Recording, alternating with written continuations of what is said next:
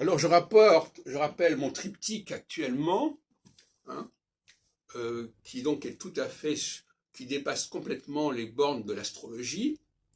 Il faut agir sur le plan linguistique, sur le plan religieux et sur le plan constitutionnel. Voilà.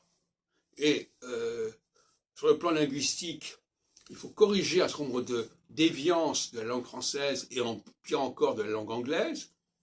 Sur le plan religieux, il faut distinguer complètement le judaïsme et le christianisme, mais aussi à l'intérieur du judaïsme, bien que le mot judaïsme renvoie à la Judée, il faut complètement évacuer tout ce qui est israélite, israélien, tout ce qui renvoie au royaume du Nord, qui a quelque part fait une OPA sur le royaume de Juda, comme on le voit d'ailleurs dans les livres des prophètes, etc.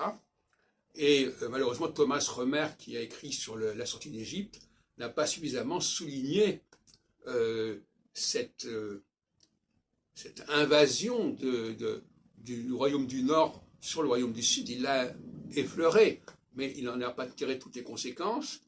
Et surtout, il n'a pas repéré qu'il y avait cette dualité entre une Bible qui parlait des fils d'Israël, avec le livre de l'Exode, et une Bible qui parlait des fils d'Adam, avec le livre de l'Ecclésiaste, dont j'ai montré l'importance fondamentale et qui a été marginalisé, mais qui fait quand même partie du canon biblique.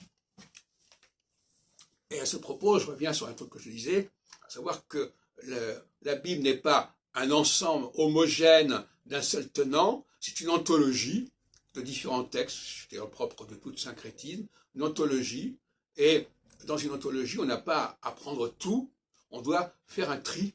Et dans une anthologie, il y a des choses qui sont restées intactes, plus ou moins, et donc qui n'ont pas été compilées. Et ce sont ces choses-là qui doivent servir de fondement à une nouvelle pratique liturgique.